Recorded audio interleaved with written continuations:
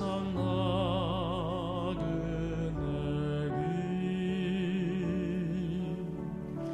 나의 맘이 고날 때 사랑스런 주의 손길 내 맘을 항상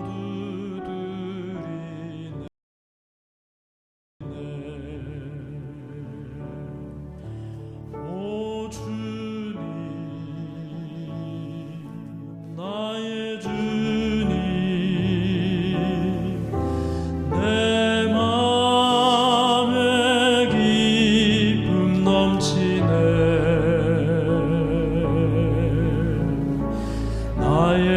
나의 기쁨 나의 생명 주 손길 날 구원했네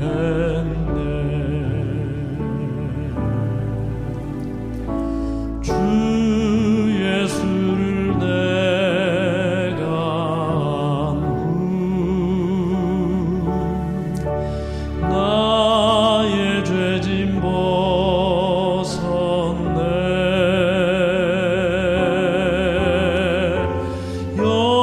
영원토록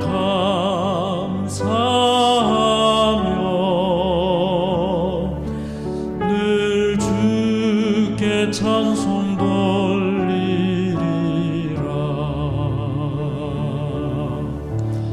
오 주님 나의 주님 내 맘에 기쁨 넘치네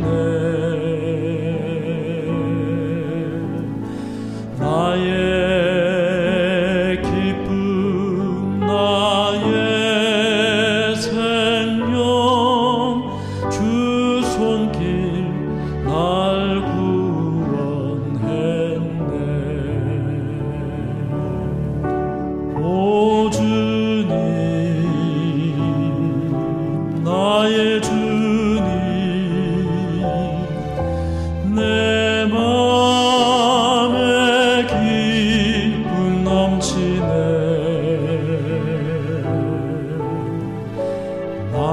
나의 기쁨 나의 생명 주 손길 날 구원했네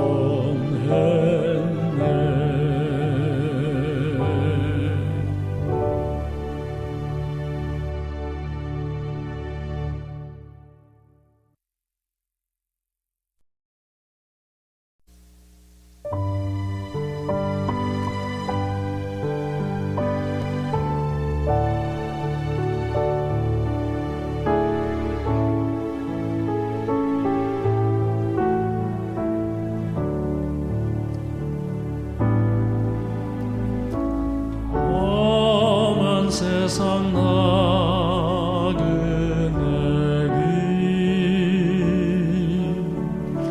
나의 맘이 고날 때 사랑스런 주의 손길 내 맘을 항상 두드리네 오 주님 나의 주님 내 맘에 기쁨 넘치네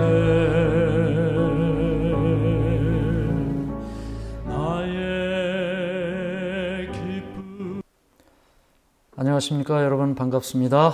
오늘 함께 말씀을 나누기 위하여 참석하신 여러분들을 진심으로 환영합니다. 제가 오늘은 좀 다른 곳에 와서 함께 예배를 드리고 있는데요. 제가 있는 이곳은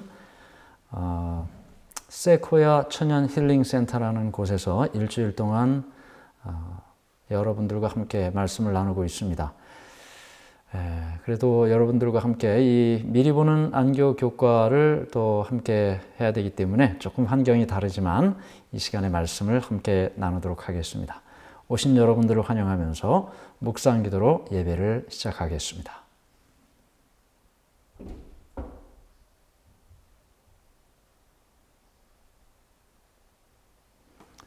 시작하는 찬미 함께 부르겠습니다.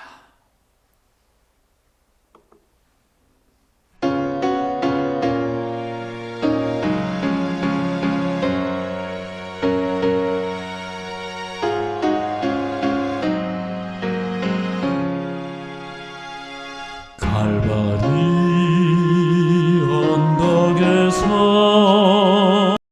들려온 사랑의 금성, 무정한 사랑하신 주님의 기도일세. 그 기도 메아리쳐 하늘도 눈물을 흘렸네. 오 주여, 당신의 큰 사랑, 그 사랑 안에서 이 고난 영원 주의 크신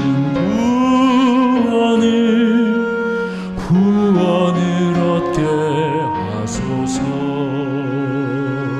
가련한 여인에게 들려온 사랑의 금성, 죄인을 용서하고 사랑하시는 주님의 손길일세. 그 손길 감당 못해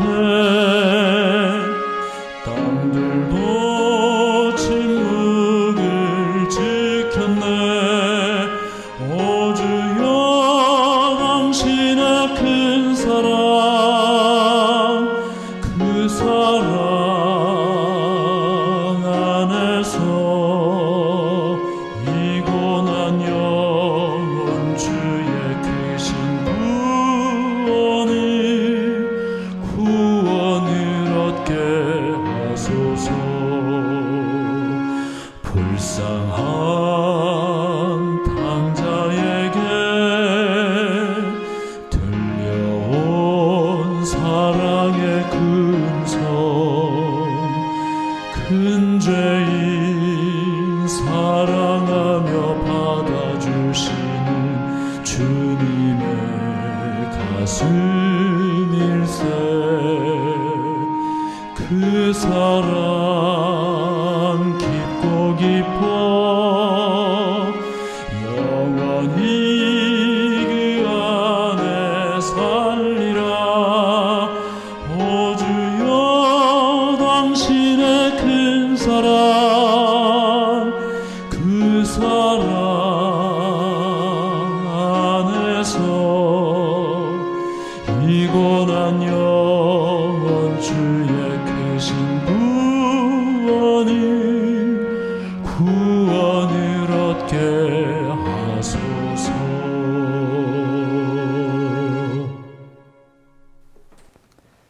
기도하겠습니다.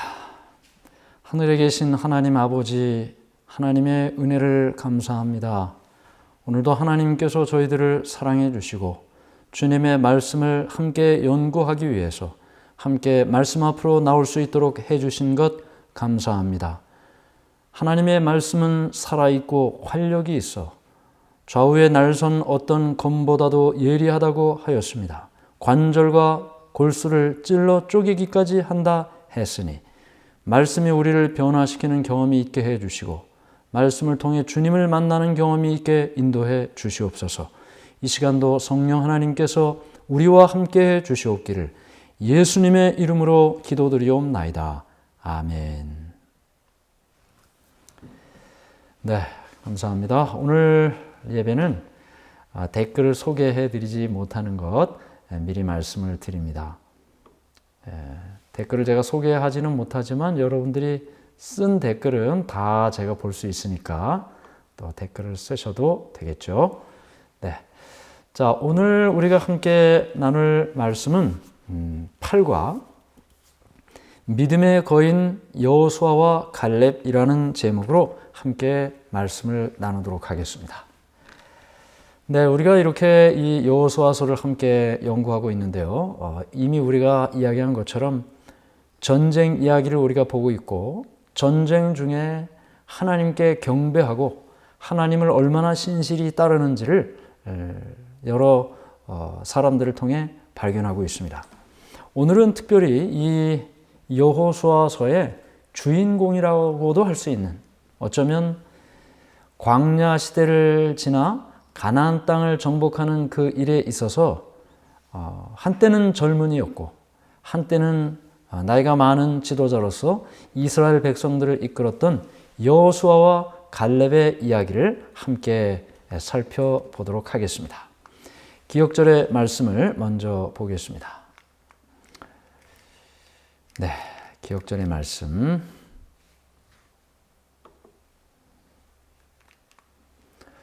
하나님의 말씀을 너희에게 일러주고 너희를 인도하던 자들을 생각하며 그들의 행실의 결말을 주의하여 보고 그들의 믿음을 본받으라. 히브리서 13장 7절 말씀입니다. 어떻게 여러분들은 존경할 만한 그런 분이 있으신가요? 네, 사람마다 닮고 싶은 그런 분들이 있습니다. 만일 그런 분이 없다면 사실 좀 아쉬운 일이 되겠죠. 오늘 우리가 살펴보는 내용은 믿음의 조상들, 훌륭한 믿음의 조상들을 따르는 그 다음 세대들의 모습을 우리에게 생각하게 합니다. 훌륭한 믿음의 선배들 때문에 그 뒤를 따르는 믿음의 후배들이 그 믿음의 길을 따라갈 수 있는 것이죠.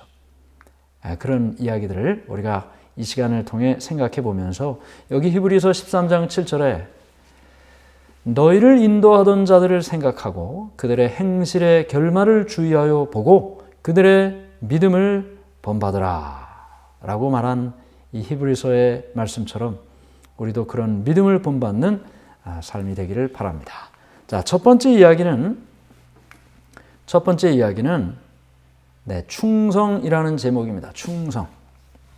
이 충성이라는 제목으로 함께 말씀을 나누도록 하겠는데요. 네, 조금 화면을 제가 좀 조정하도록 하겠습니다. 네, 충성.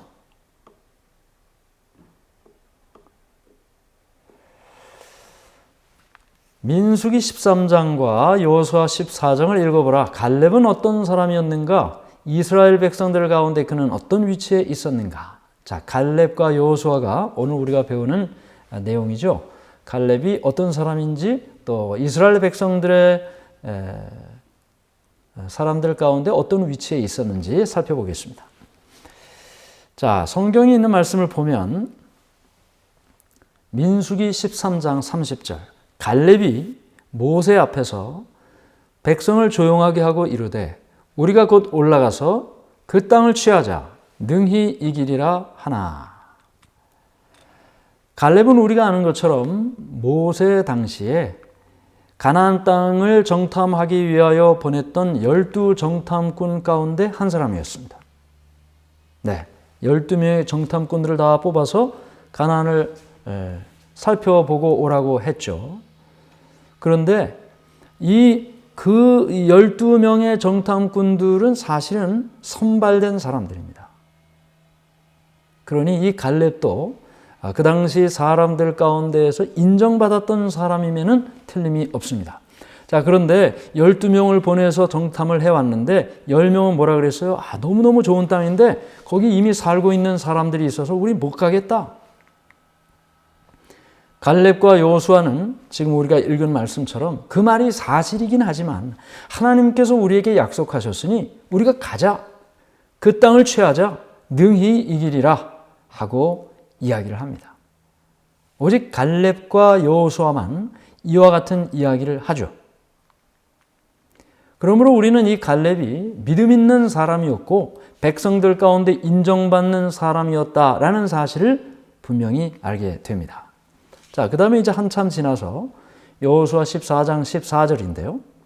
헤브론이 그니스 사람 여분네의 아들 갈렙의 기업이 되어 오늘까지 이르렀으니 이는 그가 이스라엘의 하나님 여호와를 온전히 쫓았습니다. 광야 시대를 지나면서 대부분의 많은 사람들이 죽었습니다. 대부분의 많은 사람들이. 그러면 그 많은 사람들이 죽고 누가 살아남았어요? 여호수아와 갈렙만이 살아남았어요. 여호수아와 갈렙만이. 그런데 이 여호수아와 갈렙이 이스라엘 그 광야 세대, 이제 광야에 태어난 사람들이나 또는 애굽에서 출발할 때 아주 어린 사람들, 이 광야 세대들, 제2세대들이죠. 그들을 이끌고 가나안 땅에 들어가서 그 가나안 땅을 차지하게 되는데, 이 갈렙이, 다른 사람들은 다 죽었어도 갈렙이 살아남아 그 가나안 땅을 얻게 됩니다. 그리고 뭐라 그래요? 그가 이스라엘의 하나님 여호와를 온전히 쫓았다. 그렇게 말하고 있습니다. 충성스러운 사람이었습니다. 하나님께 충성스러운 사람. 사람들이 다 아니라고 해도 하나님의 말씀이 이렇다면 우리는 하나님의 말씀을 따르자. 충성스러운 사람이었다. 그래서 이 갈렙이 젊었을 때가 몇 살이에요? 40세. 그리고 지금 이 가나안 땅 정복하고 이야기하는 이때는 몇 세예요? 85세. 나이가 젊을 때나 나이가 들었거나 그는 변함없는 믿음으로 그의 믿음을 충성스럽게 고백을 하고 있습니다. 대부분의 정탐꾼들이 완전히 다른 의견을 가지고 있었고 이스라엘 백성이 죽이겠다고 위협까지 하였음에도 불구하고 갈렙이 자신의 생각을 솔직히 말한 것은 갈렙이 어떤 사람인 것을 말해 주는가?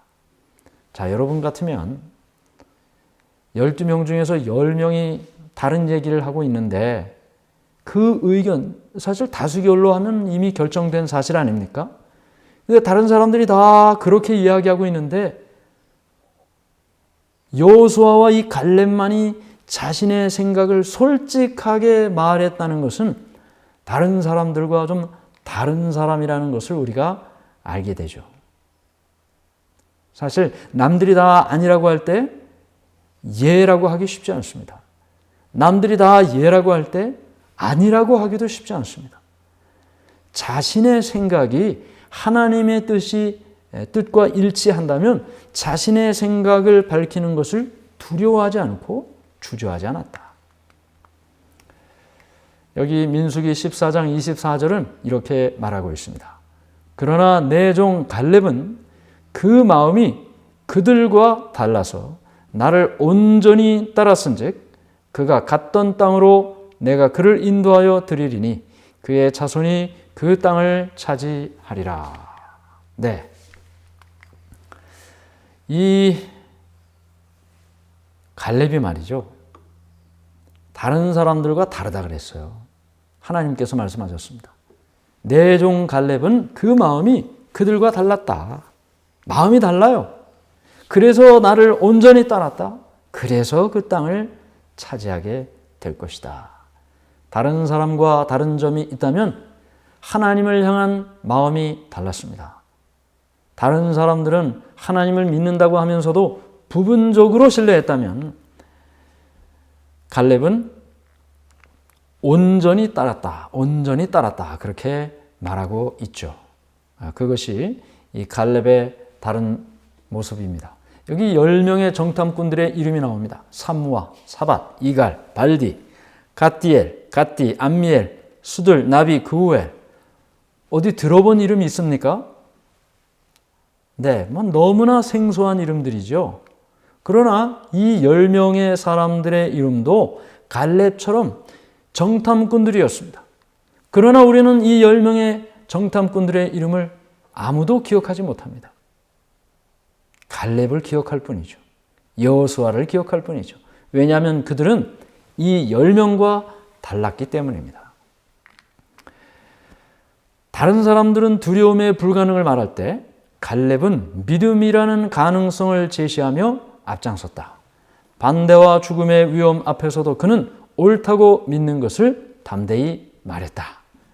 쉽지 않습니다.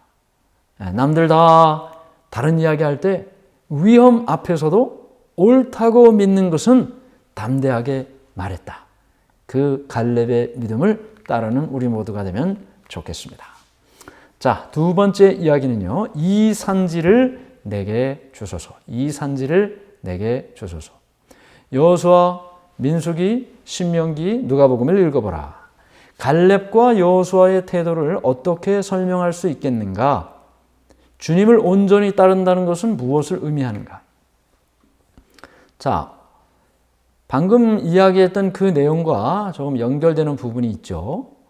우리가 같이 살펴보도록 하겠습니다. 계속되는 말씀을, 우리 성경의 말씀을 좀 살펴보죠. 그러나 그나스 사람 여분네 아들 갈렙과 눈의 아들 여호수아는 여호와를 온전히 따랐느니라. 자, 앞에서 나왔던 그 말이 반복되죠. 온전히 따랐다. 여호수아 14장 8절. 나와 함께 올라갔던 내 형제들은 백성의 간담을 높게 하였으나 나는 내 하나님 여호와께 충성하였으므로 온전히 따랐다. 그 말을 다른 성경에서는 여호와께 충성했다고 말하고 있습니다. 그렇습니다. 다른 사람 다 아니라고 이야기할 때 여호수아와 갈렙은 온전히 하나님을 따랐기 때문에 충성스럽게 이야기할 수 있었어요. 여기 우리 교재 110페이지에 이렇게 기록하고 있습니다. 나는 내 하나님 여호와께 충성하였다라는 이 히브리어 표현은 아마도 내 마음은 온전히 주님을 따랐다 혹은 나는 주님을 따르려는 마음으로 가득했다. 이런 표현이라는 거죠. 그 마음에 말이죠. 하나님을 따르는 마음 외에는 아무것도 없다는 것입니다. fully 따른다는 거예요. fully. 그래서 이 갈렙과 여호수아가 어떠한 사람이었음을 우리가 생각하게 되는 것이죠. 하나님의 약속은 행동이 동반된 믿음을 통해서 이루어진다. 갈렙은 온전히 주님께 헌신하며 그런 사람을 통해 무엇을 하실 수 있는지 보이는 모범이 되었다. 네, 하나님의 약속은 행동이 동반된 믿음을 통해 이루어진다 그랬습니다. 하나님의 약속이 아무리 많이 있어도 이 갈렙과 여호수아 같은 행동이 동반된 믿음이 없으면 그 약속이 이루어질 수 없다는 거예요. 10명의 정탐꾼들은 이 행동이 동반된 믿음을 보여주질 못했기 때문이죠. 자, 계속되는 이야기를 살펴봅니다. 세 번째 이야기, 모본의 힘이라는 제목으로 되어 있습니다. 여호수아 15장, 사사기 1장, 사사기 3장을 읽어보라. 이 이야기는 모본의 힘에 대해 무엇을 말해 주는가? 갈렙의 자세는 젊은 세대에서 어떻게 재현되고 있는가? 자, 여기 모본의 힘이라는 말이 나옵니다. 모본의 힘. 누군가가 나를 보고 있다는 거죠. 누군가 나를 보고 따라한다는 거죠. 흔히 어린아이들이 이 어른들을 보고 따라하지 않습니까? 네, 그걸 이제 어른들의 모습을 보고 배운다 그렇게 이야기를 하는데 갈렙의 행동하는 믿음, 그것이 하나님의 약속을 이루어지게 하는 이와 같은 그 믿음의 삶을 젊은 세대들은 어떻게 바라봤을까? 그것을 우리가 살펴보게 되는 것입니다. 자, 여호수아 15장 16절 갈렙이 이렇게 말했습니다. 갈렙이 말하기를 기럇 세벨을 쳐서 그것을 점령하는 자에게는 내가 내 딸 악사를 아내로 주리라 하였더니. 참 이 갈렙이 대단하지 않습니까? 젊을 때 40살에도 그 하늘을 찌를 듯한 믿음을 고백했는데 지금 85이거든요. 85이 된 이 갈렙이 말하기를 저 기랴세벨을 쳐서 점령하면 내 딸 악사를 아내를 주겠다. 그러니 두려워하지 말고 가라는 거예요. 근데 이러한 때에 이제 누가 나타나냐 하면 갈렙의 아우 그나스의 아들인 온니엘이 그것을 점령하였으므로 갈렙이 그의 딸 악사를 그에게 아내로 주었더라. 누가 나타납니까? 사사 온니엘이 나타나요. 사사기 1장 13절에. 그래서 갈렙이 이야기한 이 이야기를 누가요? 온니엘이 따라 살게 됩니다. 그런데 이 온니엘의 이야기를 이 뒤에 쭉 보면 말이죠. 위대한 일을 해요. 사사기 3장 7절 이스라엘 자손이 여호와의 목전에 악을 행하여 자기들의 하나님 여호와를 잊어버리고 바알들과 아세라들을 섬긴지라. 우리가 사사기를 보면 이 이스라엘 백성들이 살만하면 하나님을 잊어버리고 또 고통받고 또 하나님께 기도해서 하나님께서 구원자, 사사라는 말이 구원자라는 뜻이거든요. 구원자를 사사를 보내줘서 그 사사가 이스라엘 백성들을 또 다 구원해내요.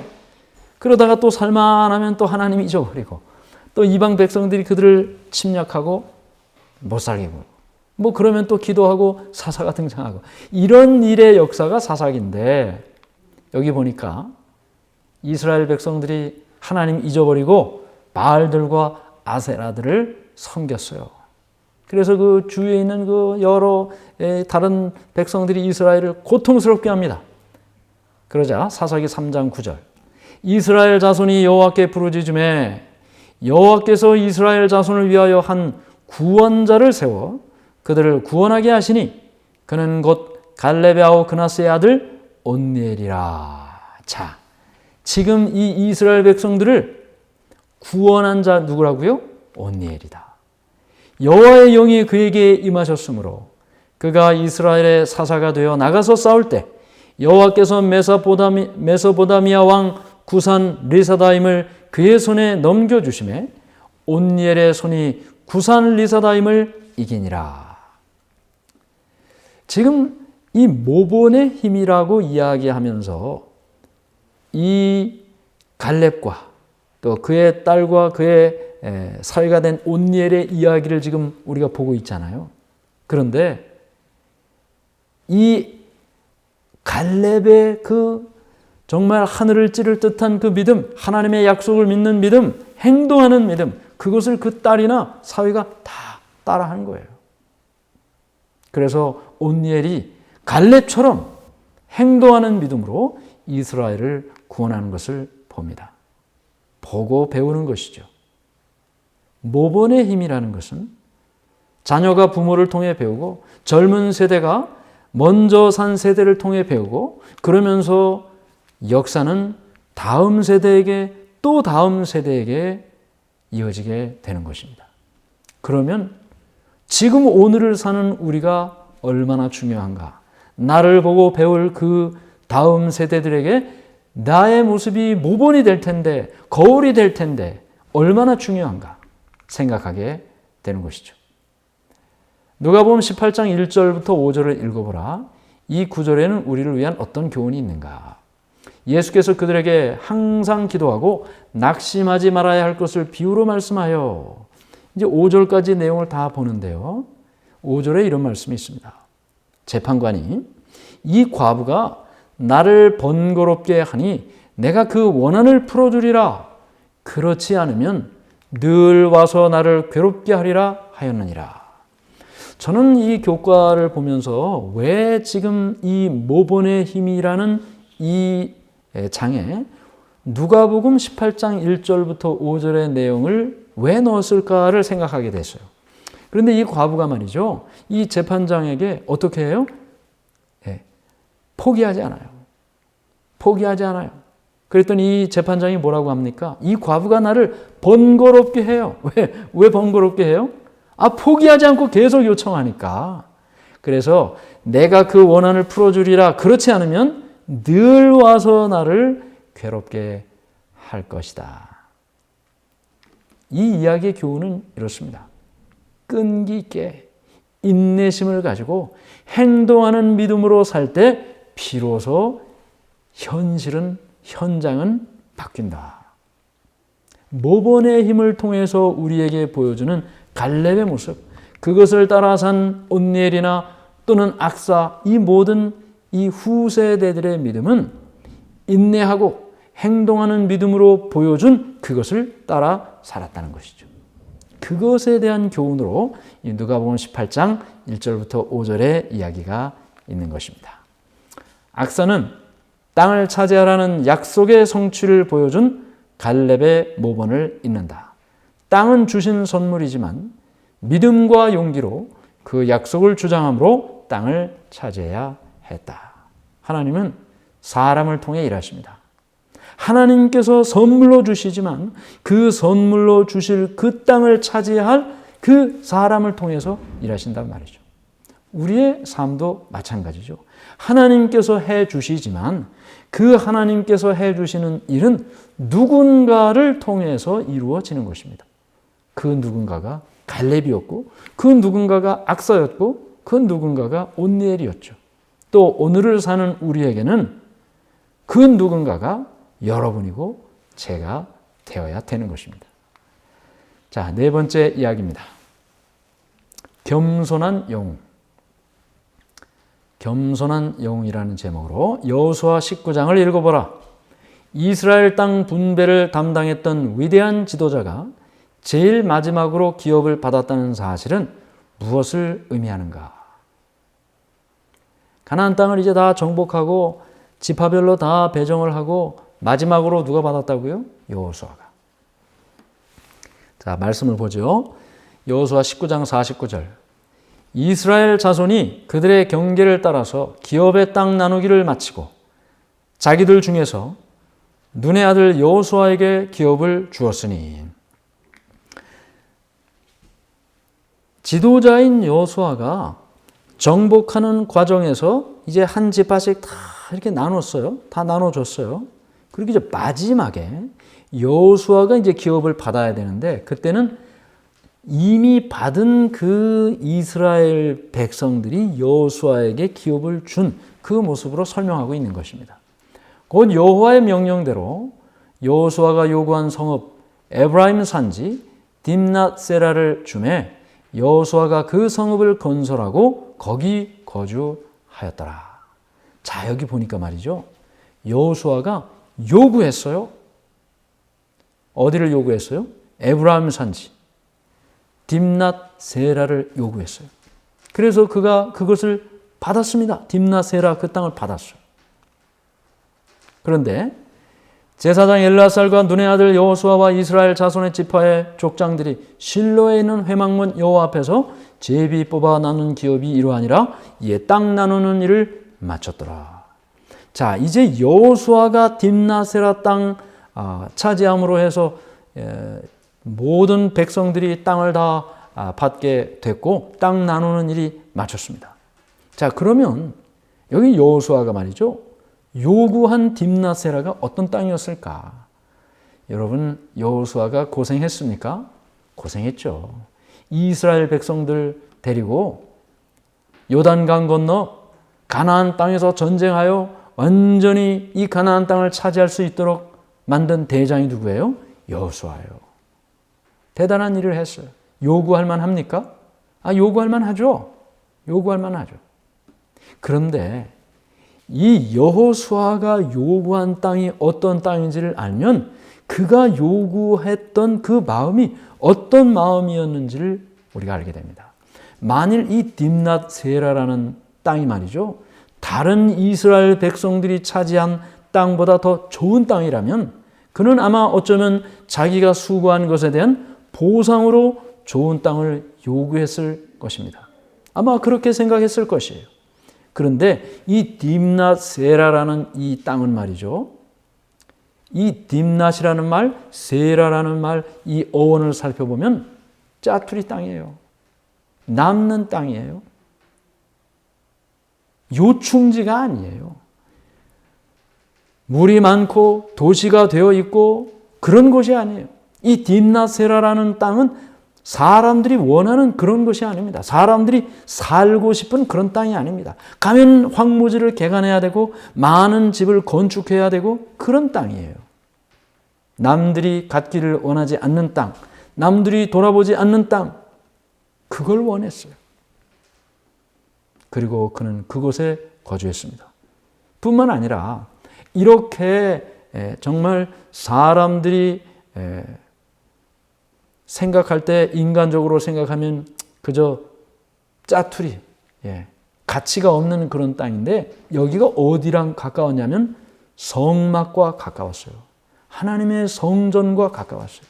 그렇다면 이 여호수아가 어떠한 마음으로 이 딥나세라 이 땅을 요구했을지 우리는 생각하게 되는 것입니다.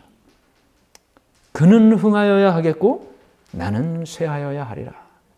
침례 요한이 예수님에 대하여 그렇게 이야기한 것처럼 많은 것을 요구할 수 있는 충분한 자격이 있었던 여호수아는 남들이 갖기를 원하지 않는 그 땅을 원하고 성전 가까운 곳에 살기를 원했던 것입니다. 여기 시편 27편 4절은 이렇게 말씀이 기록되어 있습니다.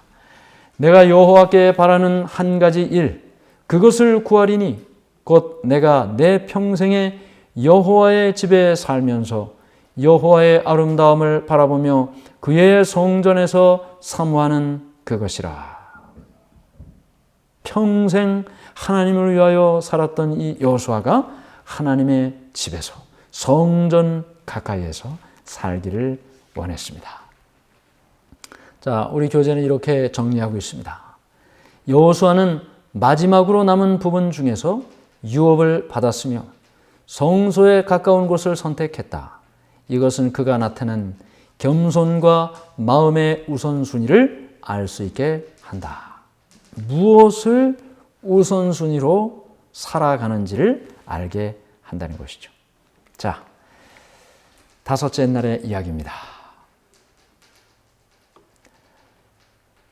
질문이 좀 길죠? 네, 한번 살펴보죠.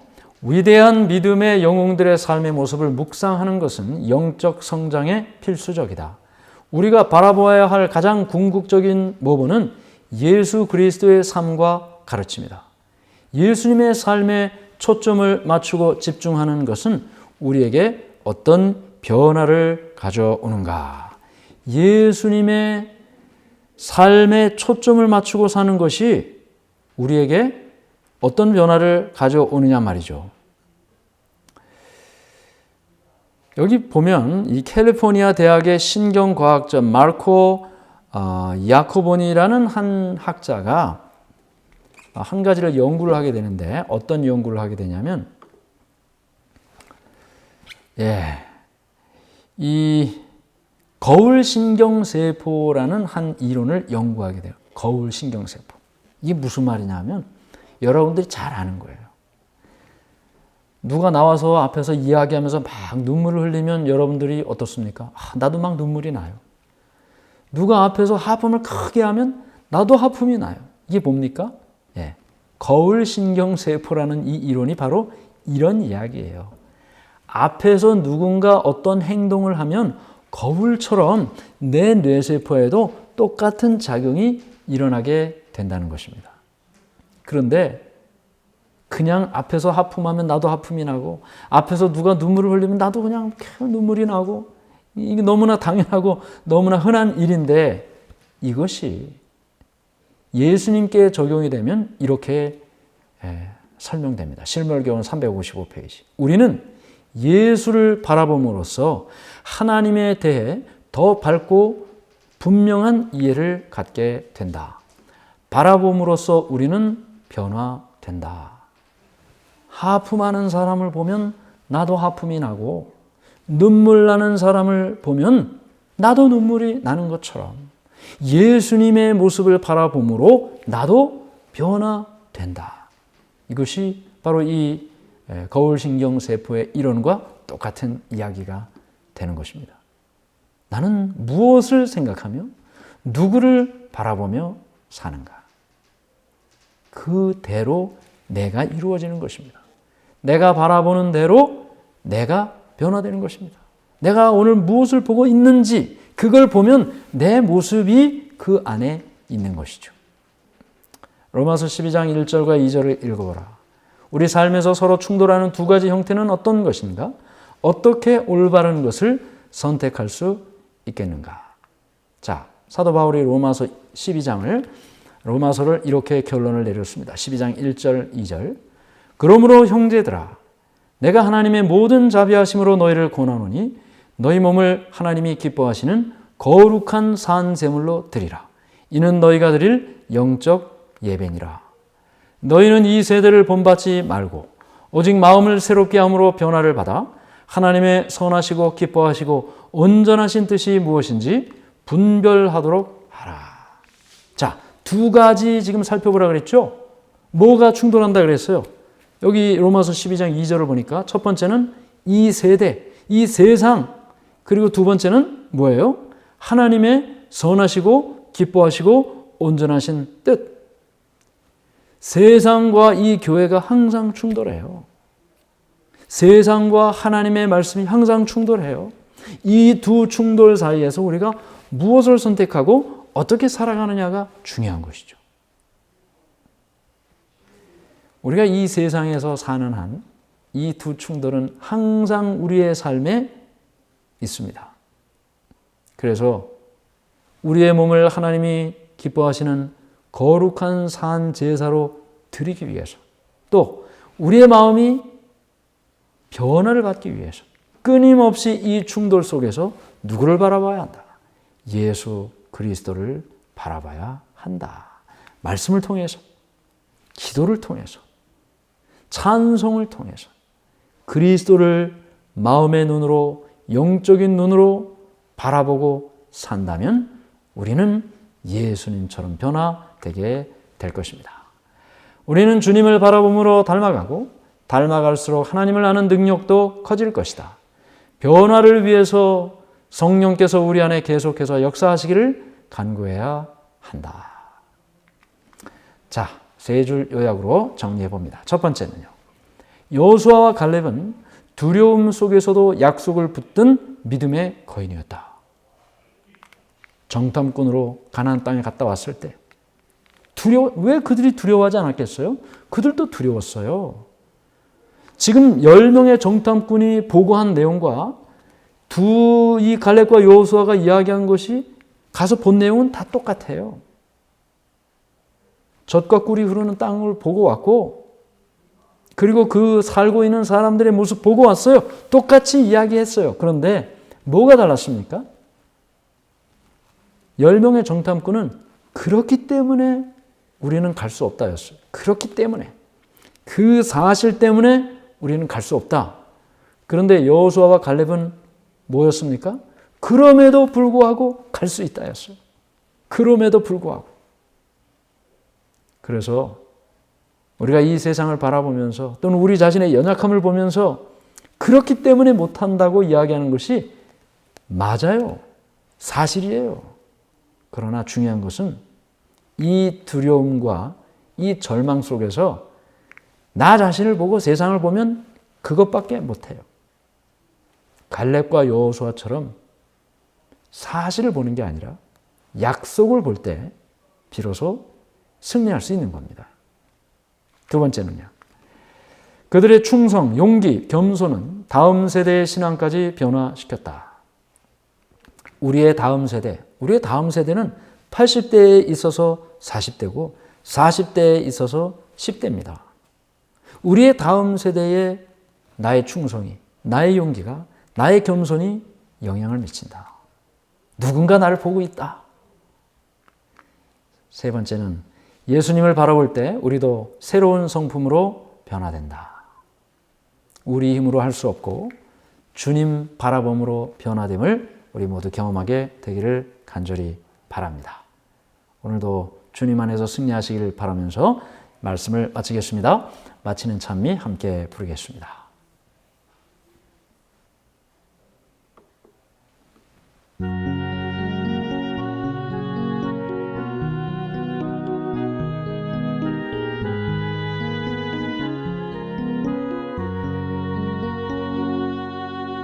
나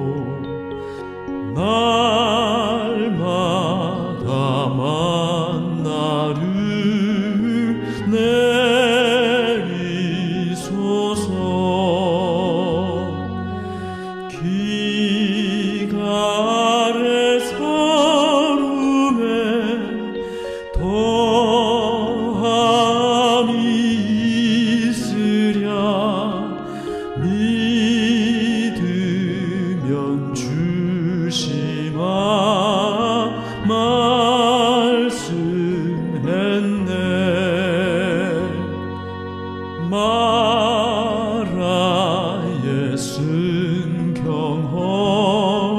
당할 때면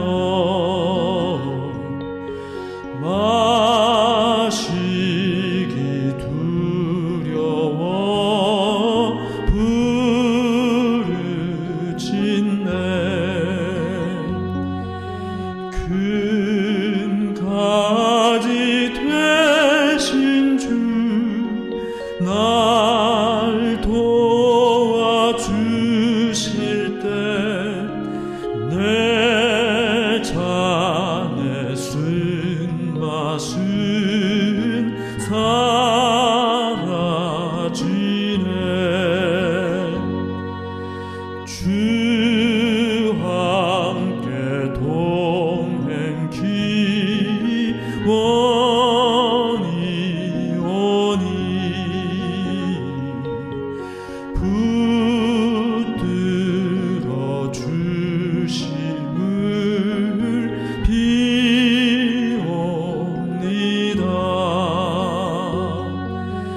늘 곁에 계시어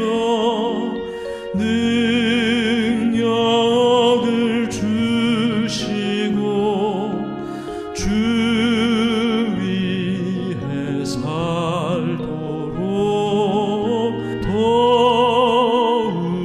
도우소서.